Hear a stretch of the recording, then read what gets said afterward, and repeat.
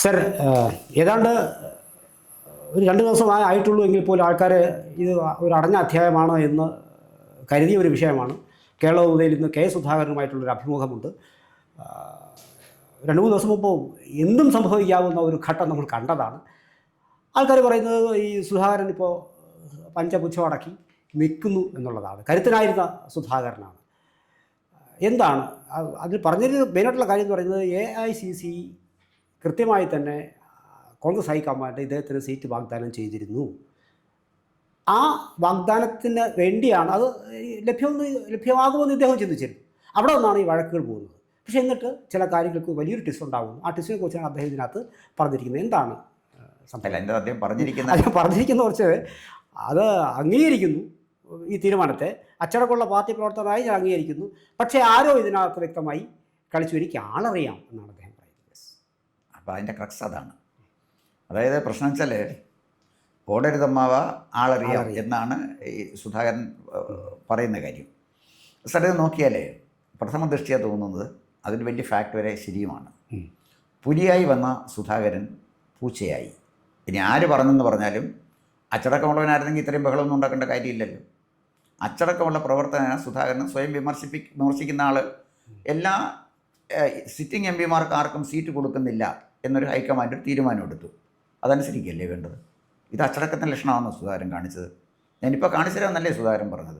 അതാണ് ഞാൻ സാറിൻ്റെ പറഞ്ഞത്. പുലിയായി വന്ന സുധാകരൻ പൂച്ചയായി, ഇനി നാളെ എലിയായിട്ട് മാറുമെന്ന് മാത്രമേ നമ്മൾ നോക്കിയാൽ മതി.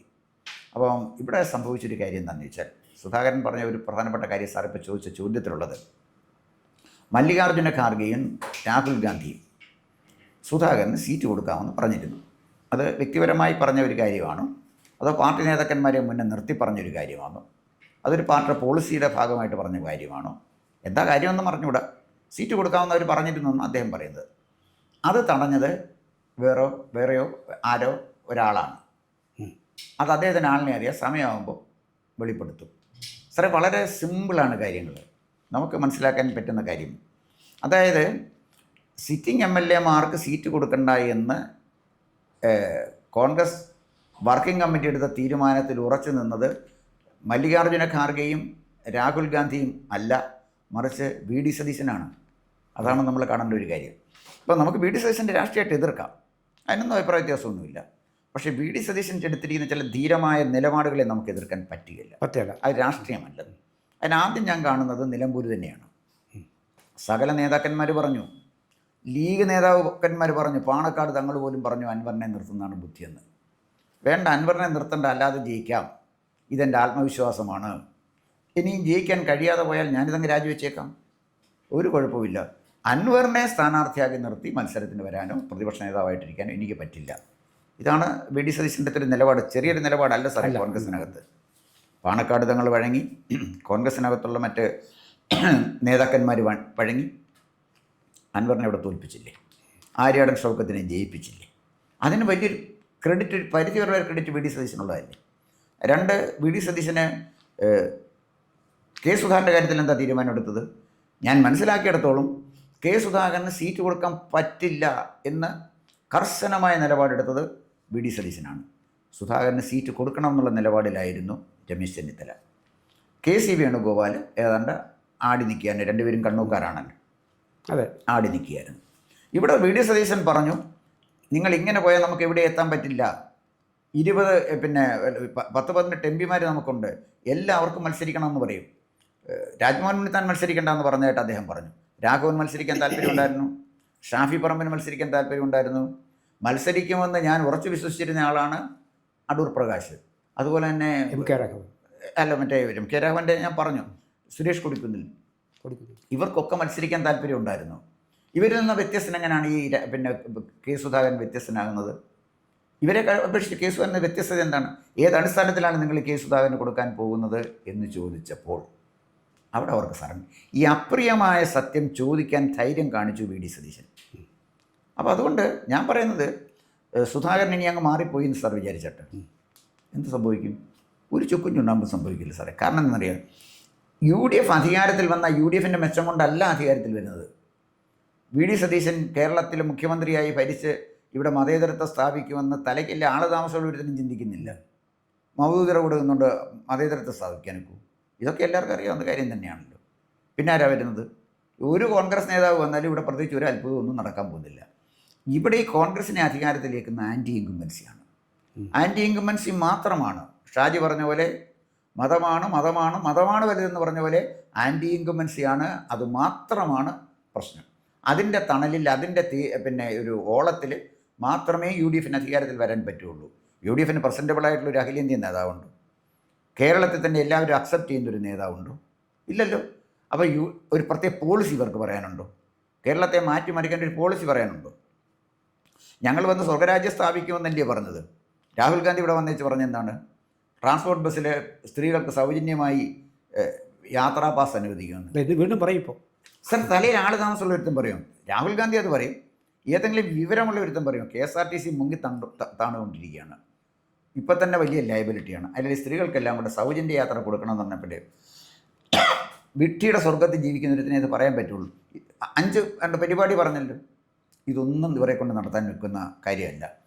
കോളേജിൽ പഠിക്കുന്ന പെൺകുട്ടികൾക്കെല്ലാം 1000 രൂപ കൊടുക്കുമെന്ന്. എവിടെ കൊടുക്കുമെന്നാണ്? അമേരിക്കയിൽ ട്രഷറി വിലയ്ക്ക് വാങ്ങിക്കും. അതോ റിസർവ് ബാങ്കിലെ പ്രത്യേക പെർമിഷൻ വാങ്ങിച്ച് നോട്ടടിക്കുമോ? കൊടുക്കാനൊക്കില്ല, പ്രകടമായി കൊടുക്കാനൊക്കില്ല. അതാണ് ഈ പറയുന്നത്.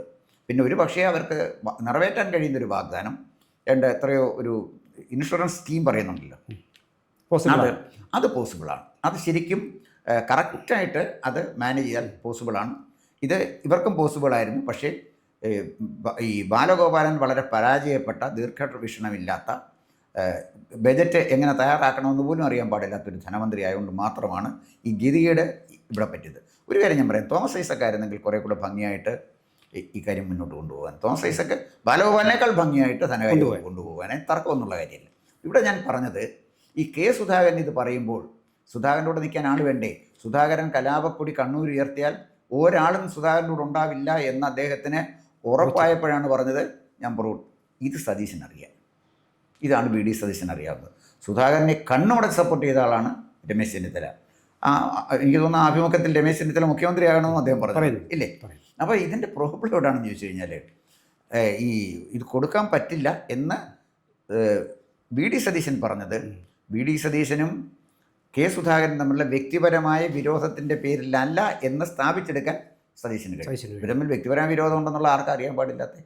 അപ്പോൾ KPCC പ്രസിഡന്റ് സ്ഥാനത്ത് നിന്ന് മാറ്റിയപ്പോൾ, വളരെ അൺസെറിമോണിയലായിട്ട് മാറ്റിക്കളഞ്ഞപ്പോൾ, നിശബ്ദനായി അംഗീകരിച്ച സുധാകരനിലെ ഒരു യോദ്ധാവില്ല എന്ന് തന്ത്രശാലിയായ BD സതീശൻ തിരിച്ചറിഞ്ഞ സാറേ. അതാണ് മനസ്സിലാക്കേണ്ടത്. സുധാകരൻ്റെ കലാപക്കൊടി ഉയർക്കാൻ ആർജവമുണ്ടായിരുന്നെങ്കിൽ KPCC പ്രസിഡന്റ് സ്ഥാനത്ത് നിന്ന് ഞാൻ ഈ പറഞ്ഞ പോലെ അപമാനിതനായി പുറത്തു പോയപ്പോൾ ചെയ്യണമായിരുന്നു. അന്ന് ചെയ്യാത്ത സുധാകരനാണോ ഇപ്പോൾ കലാപക്കൊടി? ഒന്നും ചെയ്യാൻ പറ്റില്ല. ഇത് ആരാണെന്നറിഞ്ഞാലും സുധാകരനൊന്നും ചെയ്യാൻ പോകുന്നില്ല. സുധാകരന് കേരള രാഷ്ട്രീയത്തിലുള്ള കാലഘട്ടം അവസാനിച്ചിരിക്കുന്നു. അല്ല സാറേ, ഇതിനകത്ത് അവിടെ ചെന്നിട്ട് ഈ മത്സരിക്കുമെന്ന് പറഞ്ഞ് സീറ്റ് നൽകുമെന്ന് ആ ദിവസം രാവിലെ ചില വാർത്തകളൊക്കെ വന്നിരുന്നു. കണ്ണൂർ മത്സരിക്കുമെന്നൊക്കെ സ്ക്രോൾ ചെയ്ത് കണ്ടുകൊണ്ട് ഈ കണ്ണൂരിൽ ഇദ്ദേഹത്തിൻ്റെ വീട്ടിനടയിൽ നിന്ന് കൊളുത്തിവിട്ട റോക്കറ്റ് മോളിൽ ചെന്ന് പൊട്ടുന്നുമ്പേ ഇദ്ദേഹം വാക്ക് മാറ്റിക്കളഞ്ഞു. വല്ലാത്തൊരു ഇപ്പോൾ ഒടുവിൽ സംഭവിച്ചിരിക്കുന്ന കാര്യം എന്ന് പറയുന്നത് വൈരിയായി കണ്ടിരുന്ന പിണറായി വിജയൻ ഇദ്ദേഹത്തിൻ്റെ ചെറ്റതരമാണ് സുധാകരൻ എന്ന് കാണിച്ച അതേസമയം പിണറായി വിജയൻ ഇദ്ദേഹത്തെ ശ്ലാഘിച്ചുകൊണ്ടാണ് പറഞ്ഞത്. അച്ചടക്കമുള്ള ഒരാളാണ് സുധാകരൻ എന്ന് പിണറായി പറയുകയാണ്. അപ്പോൾ അതിന് സുധാകരൻ പറയുന്ന ഇതേ അഭിമുഖത്തിൽ പറയുന്ന മറുപടി എന്ന് പറയുന്നത്, പിണറായി പറഞ്ഞതുകൊണ്ട് സത്യമല്ലാതാവില്ലല്ലോ എന്നാണ് പറയുന്നത്. അല്ല, ശരിയാണ്. അപ്പോൾ ഇതൊക്കെയാണ് അതിനകത്തുള്ള കാര്യം. അല്ല, അതിനകത്ത് BD സതീശൻ ഒരു പ്രത്യേക ആക്ഷൻ കാണിച്ചപ്പോഴേ സുധാകരൻ സറണ്ടർ ചെയ്തു. ആക്ഷൻ എന്താണെന്നുള്ള കാര്യം നമുക്ക് പിന്നാലെ അറിയാം. ഇപ്പോൾ തൽക്കാലം സുധാകരൻ സറണ്ടർ ചെയ്തു. യുദ്ധത്തിൽ കീഴടങ്ങുന്ന ഒരു പോരാളിക്കും പിന്നീട് സൈനിക മേധാവിയാകാൻ കഴിയില്ല. അവൻ കീഴടങ്ങിയവനാണ്. ഇത് കീഴടങ്ങിയ ഒരു വിമുക്ത ഭടൻ മാത്രമാണ്. ഇപ്പോൾ പഠനമല്ല, വിമുക്ത ഭടൻ മാത്രമാണ് സുധാകരൻ. സുധാകരന് കേരള രാഷ്ട്രീയത്തിൽ യാതൊന്നും ചെയ്യാൻ കഴിയില്ല. എന്തായാലും ശരി, ഈ കാര്യത്തിൽ നമ്മൾ മാർക്ക് കൊടുക്കേണ്ടത് BD സതീശനാണ്. സതീശൻ തിരിച്ചറിഞ്ഞു. അതാണ് എല്ലാവരും സുധാകരൻ ശക്തനാണെന്ന് കണ്ടു. സതീശൻ്റെ ബുദ്ധി അവിടെയാണ് കാണേണ്ടത്. എവിടൊക്കെയാണ് സുധാകരൻ്റെ ദൗർബല്യങ്ങളെന്ന് തിരിച്ചറിഞ്ഞു. കൃത്യമായി അവിടെയാണ് അടിച്ചത്. അടിയിൽ നിന്ന് രക്ഷപ്പെടാൻ സുധാകരന് കഴിയില്ല. എന്തായാലും ശരി, സുധാകരന് കേരള രാഷ്ട്രീയത്തിൽ മൗലികമായ ഒരു മാറ്റം ഉണ്ടാക്കാൻ പറ്റില്ല. കൂടുതൽ വാർത്തകളും വിശേഷങ്ങളും നേരിട്ട് ലഭിക്കാൻ ജനങ്ങളിൽ നിന്ന് ജനങ്ങളിലേക്ക് ജനഭൂമി ന്യൂസ് സബ്സ്ക്രൈബ് ചെയ്യൂ. ബെൽ ബട്ടൺ അമർത്താനും മറക്കരുത്.